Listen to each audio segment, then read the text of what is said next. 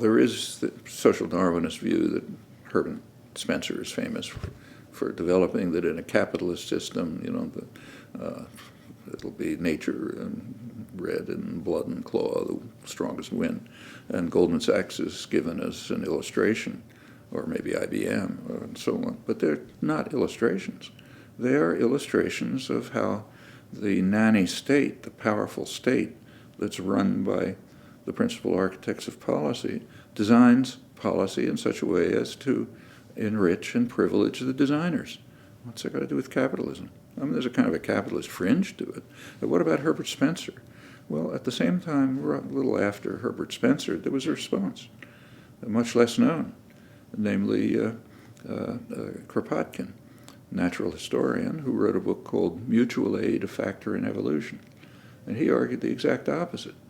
He argued that on Darwinian grounds, you would expect cooperation and mutual aid and to develop, and leading towards community workers' control and so on. Well, he didn't prove his point. It's at least as well argued as Herbert Spencer is.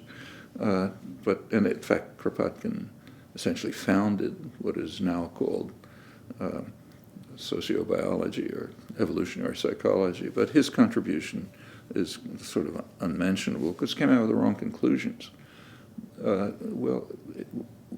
Nobody could give right conclusions. Human nature probably has all of these factors in it. But some of them are favorable to the interests of the rich and powerful. So those do survive. And here there is, if you like, a Spencerian element.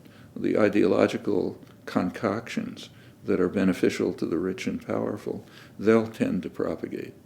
The ones that are harmful to the interests of the rich and powerful will tend to be marginalized and suppressed. But that has nothing to do with the reality of the world. No, that has to do with how power systems function.